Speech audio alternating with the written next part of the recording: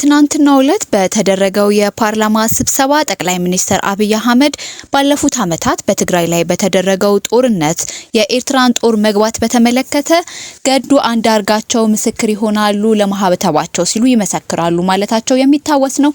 ለዚህም ደግሞ አቶ ገዱ አንዳርጋቸው መልስ ጽፈዋል። ለክቡር ጠቅላይ ሚኒስትር አብይ አህመድ በቀን 27/5/2018 ከገዱ አንዳርጋቸው ጉዳዩ በፓርላማ ንግግሩ ላይ የኔን ስም ጠርተው ያደረጉትን ንግግር ይመለከታል ብሎ ይጀምራል።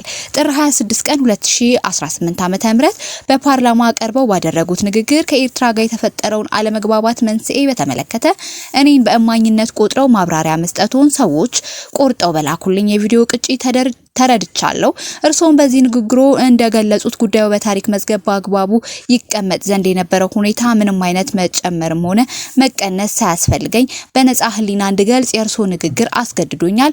በዚህ መሰረት በኔ በኩል እንዲባሉ የኤርትራና ኢትዮጵያን ግንኙነት በሚመለከት ጉዳዮች አስተያየት ለመስጠት ፍላጎት አልነበረኝም። ምክንያቱም የነዚህ ሁለት እህትማማች አገሮች የግንኙነት ታሪክ በአብዛኛው በቁርሾ የተሞላ በመሆኑ በጥንቃቄና በኃላፊነት በተሞላበት መንገድ ሊያዝ ይገባዋል የሚል እምነት ስላለኝ የማውቀውን ጉዳይ በመሰለኝ መንገድ ላለመናገር ወስኜ ነበር።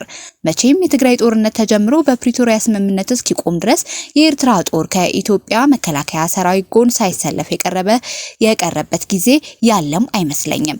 ሌላው ቀርቶ በ2013 ክረምት ላይ የትግራይ ኃይሎች ወደ አማራ ክልል አልፈው በገቡበት ወቅት የኤርትራ ሰራዊት እስከ ደብረ ታቦር አካባቢ ድረስ መጥቶ መዋጋቱን እናስታውሳለን። የኢትዮጵያ መከላከያ ሰራዊትና የኤርትራ ጦር በአንድ ላይ ወታደራዊ ኦፕሬሽን መስራት ያቆሙት በፕሪቶሪያው ድርድር የተኩስ አቁም ስምምነት መድረሱ ይፋ ከሆነ በኋላ ነበር።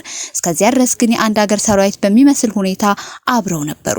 የቀረ ነገር ቢኖር በጦርነቱ መሃል ሁለተኛው ዙር ጦርነት እንዳበቃና የትግራይ ኃይሎች ከአማራ ክልል ከወጡ በኋላ ውጊያው ጋብ ብሎ በነበረበት ጊዜ የኢትዮጵያ መከላከያ ሰራዊት አዛዦች በማዕረግ ሲንበሻበሹ የኤርትራን አገዛዞች አለመጨመሩ ሊሆን ይችላል። ሁለተኛ ደረጃ ከዚያ ሁሉ ጥፋት በኋላ በአሁኑ ወቅት የእርሶ የትግራይንም ሆነ ኢትዮጵያን ህዝብ ይቅርታ ይጠይቃሉ ብዬ ስጠብቅ ጉዳዩን አዛብተው ሲያቀርቡ ሳይበነሱበት ጉዳይ ላይ ብቻ ማብራሪያ መስጠትን መረጥኩኝ ይላሉ።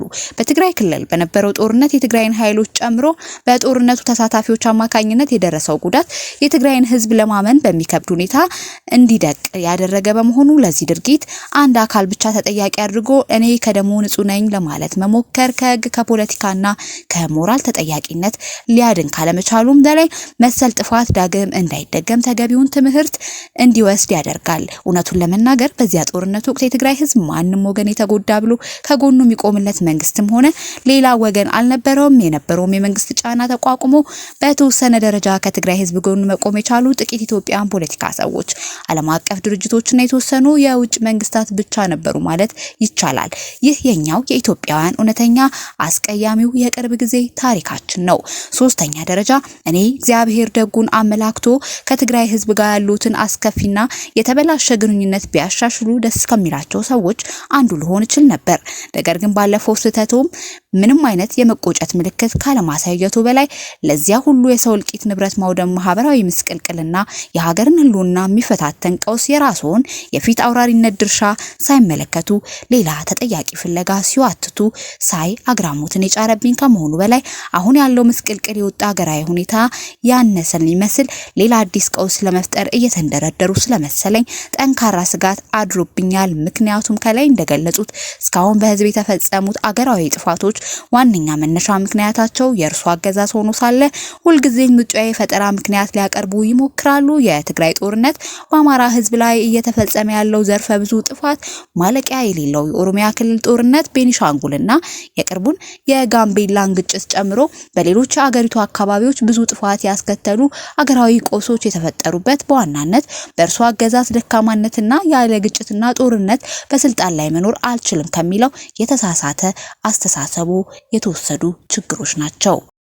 ደረጃ ከላይ የተገለጸው አጠቃላይ ሁኔታ እንዳለ ሆኖ እርሶ በንግግሩ በገለጹት መሰረት እኔ የእርሶ ልኡክ ሆኜ ወደ ኤርትራ መሄዴን በተመለከተ የነበሩ ጥሬ ሀቆችን ወደ ማብራራቱ ልግባ።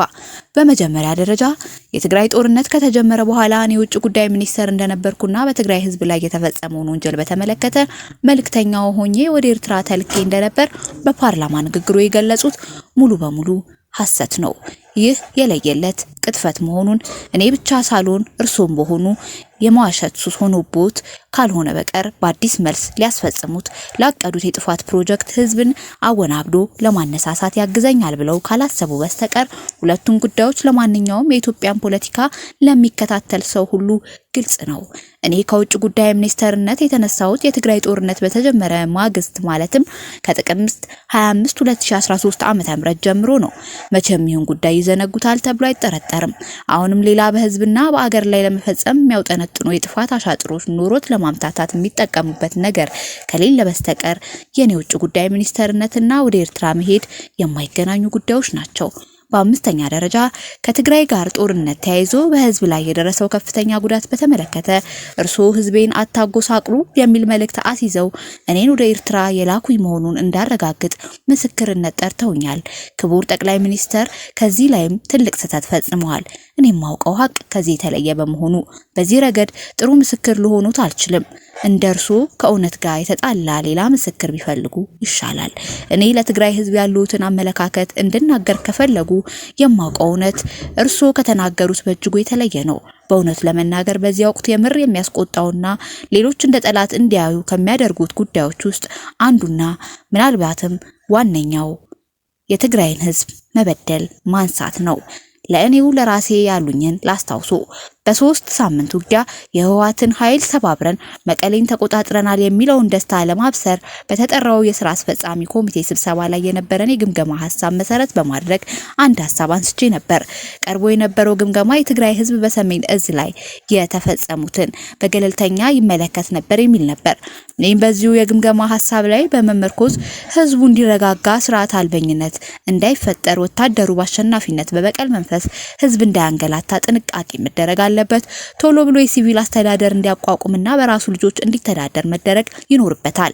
በደል የሚደርስበት ከሆነ ህወሓትን ሊናፍቅና እንደገና ሊያጠናክር ይችላል በሚል ስጋት አዘል አስተያየት አቀረብኩ። እርሶም በመድረክ ላይ ያነሱት ሐሳብ አወንታውን ተመልክተው አለፉት። መድረኩ ተጠናቆ ከስብሰባ አዳራሽ እንደወጣን ግን ለብቻዬ ጠርተው የነገሩኝና ስለ ትግራይ ህዝብ ያሉትን አመለካከት በትክክል የሚያሳየውን አስተያየት ላስታውሶት እንዲህ ነበር ያሉኝ። ትግራዮች ከእንግዲህ ከደረሰባቸው ሽንፈት አገግመው ጠንክረው ሊወጡ ይችላሉ ብለህ አታስብ። እንዳይነሱ አድርገን ሰብረናቸዋል። ብዙ ሰው የትግራይ ህዝብ ይለኛል። የትግራይ ህዝብ ከማን ይበልጣል? እንዳይነሳ አድርገን አድቅቀነዋል። በቀጣይ የሚበልጥ እናደቀዋለን። መሸነፍ ከባድ ስለሆነ ከእንግዲህ የምናውቀው ትግራይ ተመልሶ አይመጣም የሚል ነበር። ስድስተኛ ከፓርላማ ንግግሩ ትንሽ እውነትነት ያለው የኔ ወደ ኤርትራ መሄድ ነው። ቀኑን በትክክል ለማስታወስ ባልችልም ጥር መጀመሪያ አካባቢ 2013 ምህረት ላይ አንድ የውጭ ጉዳይ መስሪያ ቤት ባለስልጣን ይዤ የእርሶ ምልክት ለፕሬዝዳንት ኢሳያስ አፈወርቂ እንዳደርስ ልከውኝ በማግስቱ አስመራ ደርሼ ተመልሻለሁ። የመልእክቱ ጭብጥን በሚከተሉ 3 ጉዳዮች ላይ ያተኮረ ነበር። እነሱም በወያኔ ላይ በጋራ በወሰነው ተቀናጀ ኦፕሬሽን ለድል መብቃታችንን የእንኳን ደስ አለ ደስታ መግለጫ ለፕሬዝዳንት ኢሳያስ ማስተላለፍ፣ ሁለተኛ የኢትዮጵያ መከላከያ ሰራዊት አካል የሆነው የሰሜን እዝ ጥቃት በደረሰበት ወቅት ሰራዊትን ተቀብለው ላደረጉት እንክብካቤና ኋላም ለመልሶ ማጥፋት እንዲዘጋጅ ላደረጉልን ወንድማዊ ድጋፍ ለኤርትራ መንግስትና ህዝብ ምስጋና ማቅረብ። ለፕሬዝዳንቱ የሚቀርቡትን እነዚህ መልእክቶች ከገለጹልኝ በኋላ በእኔ በኩል እንዲጨመር አንድ ጥያቄ አንስቸሉት ነበር። ይኸውም ጦርነቱ መጠናቀቁን በይፋ ለህዝብ ተናግረናል። የዓለም አቀፉ ማህበረሰብ እየጠየቀም ያለው የኤርትራ ሰራዊት ከኢትዮጵያ ከትግራይ እንዲወጣ ነው። ስለዚህ ለምን የኤርትራ መንግስት ሰራዊትን እንዳያስወጣ በግልጽ ልንነግራቸው የሚል ነበር። እርሱ ግን ሰራዊታችሁን አስወጡ ብለ በፍጹም እንዳትጠይቅ ብለው አስጠነቀቁኝ።